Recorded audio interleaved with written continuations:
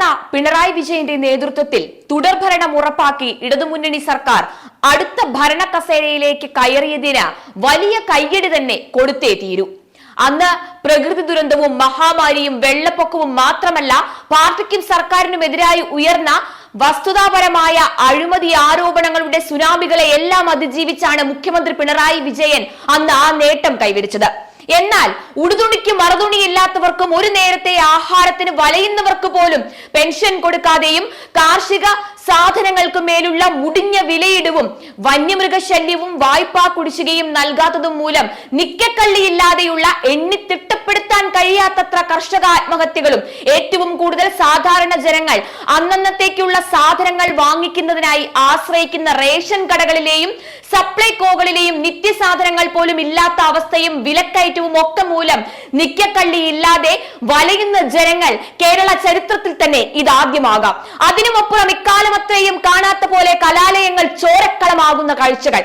പാർട്ടിക്ക് വേണ്ടി എന്തു നീചമായ പ്രവൃത്തിയും നടത്താൻ കലാലയങ്ങളെ കൂട്ടുപിടിക്കുന്ന പാർട്ടിക്കാർ. കേരള ചരിത്രത്തിൽ തന്നെ ആദ്യമായി സർക്കാർ ജീവനക്കാരുടെ ശമ്പളം മുടങ്ങിയ അവസ്ഥ.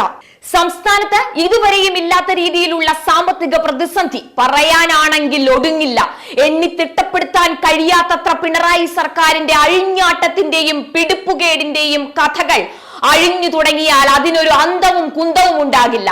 തങ്ങളുടെ കൺമുന്നിൽ എങ്ങാനും കിട്ടിയാൽ തല്ലിക്കൊന്നിട്ട് ജയിലിൽ പോകാനും മടിയില്ല എന്ന് ഉറക്കെ വിളിച്ചു പറയുന്ന ജനങ്ങൾക്ക് മുന്നിൽ ഇനി എന്തു പറഞ്ഞ് വോട്ട് പിടിക്കാൻ നിങ്ങൾ പോയി നിൽക്കും? എവിടെ കൊണ്ടുവയ്ക്കും പിണറായി നിങ്ങൾ ഈ ശാപമൊക്കെ? ഏത് കടലിൽ കഴുകിക്കളഞ്ഞാലും തീരാത്തത്ര കേരളത്തിലെ പട്ടിണി പാവങ്ങളുടെ ശാപവും നോവും നിങ്ങൾക്കുമേൽ ഒരു അഗ്നിയായി ജ്വലിച്ചു നിൽക്കുമ്പോൾ ഇനിയും ഞങ്ങൾക്കൊരു അവസരം കൂടി തരണമെന്ന് എന്തിന്റെ അടിസ്ഥാനത്തിൽ നിങ്ങൾ പോയി യാചിക്കും അവരോട്? തലകുനിച്ച് മുട്ടുമടക്കി എത്ര മാപ്പ് പറഞ്ഞാലും തീർക്കാൻ കഴിയുമോ നിങ്ങൾക്കത്?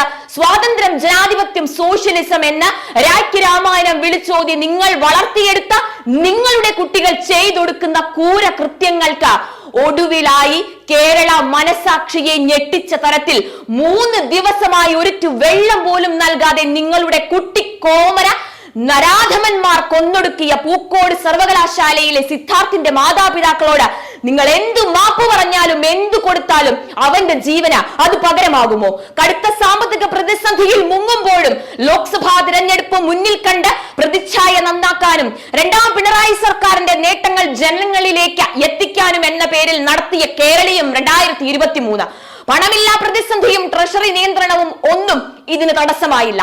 KSRTC ജീവനക്കാർക്ക് ശമ്പളം മുടങ്ങിയതിന് ഹൈക്കോടതിയുടെ രൂക്ഷ വിമർശനവും പോലീസ് വാഹനങ്ങൾക്ക് പെട്രോൾ അടിക്കാൻ പണമില്ലാതെ നട്ടം തിരിഞ്ഞതും അടക്കം സർക്കാരിന്റെ സാമ്പത്തിക പ്രതിസന്ധിയുടെ ദൈന്യത നിറഞ്ഞ മുഖം ജനങ്ങൾക്ക് മുന്നിൽ നിന്നും മായുന്നതിനു മുമ്പാണ് ഖജനാവിലെ പണം ധൂർത്തടിച്ചുകൊണ്ടുള്ള ഒരാവശ്യവുമില്ലാത്ത കേരളീയം എന്ന തീർത്തും ധൂർത്ത് നിറഞ്ഞ ആ പരിപാടി നിങ്ങൾ നടത്തിക്കൂട്ടിയത്.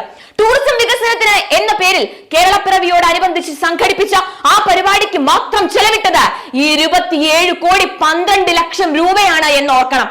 എന്തിനേറെ പറയുന്നു, ക്ഷേമ പെൻഷനുകൾക്കും സ്കൂൾ കുട്ടികളുടെ ഉച്ചഭക്ഷണത്തിന് പോലും പണം നൽകാത്ത സർക്കാർ രാഷ്ട്രീയ നേട്ടം ലക്ഷ്യമിട്ട് നടത്തുന്ന ഇത്തരം ഊച്ചാളി പരിപാടിക്ക് എന്ത് പേരിട്ട് നാം വിളിക്കണം?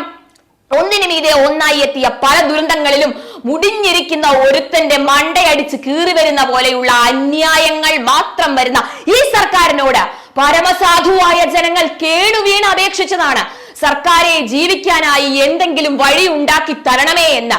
ആ വാവിട്ട നിലവിളികൾക്ക് വായ്ക്കരിയുടെ പോലും വില കാട്ടാതെ പുറംകാലിനടിച്ച സർക്കാർ അരപ്പട്ടിണിക്കാരനെ മുഴുപട്ടിണിക്കാരനാക്കിയ പിണറായി സർക്കാർ നയങ്ങൾ, പിടിച്ചുപറയിൽ പകച്ചു നിൽക്കുന്നവന്റെ മുഖത്ത് കാർക്കിച്ചു തുപ്പുന്ന രീതിയിലുള്ള ആഘോഷങ്ങൾ നോക്കി മാത്രം നിൽക്കുന്ന പാവങ്ങളോട് നിങ്ങൾ ചെയ്യുന്നത് മര്യാദകേടിന്റെ അന്യായ ധൂർത്തുക്കൾ മാത്രമാണ്. മനുഷ്യനെ പൊട്ടനാക്കിയുള്ള, ആടിനെ കഴുതയാക്കിയുള്ള ഭരണം, ദുരന്തങ്ങളിൽ പെട്ട് നിൽക്കുന്നവന്റെ കഴുത്ത് വെട്ടുന്ന ഭരണകൂടങ്ങൾക്ക് കേരളത്തിലെ പൗരനോട് തീർത്താ തീരാത്ത പുച്ഛമാണ്. ആ ഭരണകൂടത്തെ എന്തു പറഞ്ഞ് ഇനിയും ഇവിടുത്തെ ജനങ്ങൾ ജയിപ്പിച്ചു വിടണം? ഇവിടെ പ്രതിഷേധത്തിന്റെ ജനപന്തങ്ങൾ ഉയരണം, രാവുകൾ സമരമുഖരിതമാകണം. അത് ഇനി ഏത് ഇരട്ടച്ചങ്കനാണെങ്കിലും ശരി, എത്ര വലിയവനാണെങ്കിലും ശരി, ജനരോക്ഷത്തിനു മുന്നിൽ മുട്ടുമടക്കാത്ത ഭരണകൂട പിടിവാശികൾ എന്നതിന് കാലം സാക്ഷി. എന്തുണ്ടായാലും അങ്ങ് വടക്കോട്ട് കണ്ണും നട്ട് നോക്കിയിരിക്കുന്ന ഇടതുപക്ഷ സർക്കാരെ കാലമാണ് സത്യം. അന്ന് ഇടതു മനസ്സാക്ഷിയാകെ തിരിഞ്ഞു നൽകും.